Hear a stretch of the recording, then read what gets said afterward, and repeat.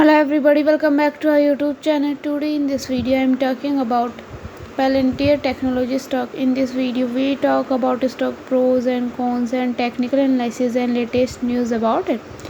Stock is trading at 16.74 US dollar with 0.97% positive in a day. We can easily see stock was volatile for a day. The volume of stock was recent at all-time high, so the fundamental stock is much pretty better than other pain stock.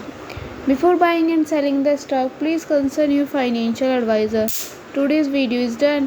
Thanks for watching. Please subscribe my YouTube channel and like the video and also comment over related queries.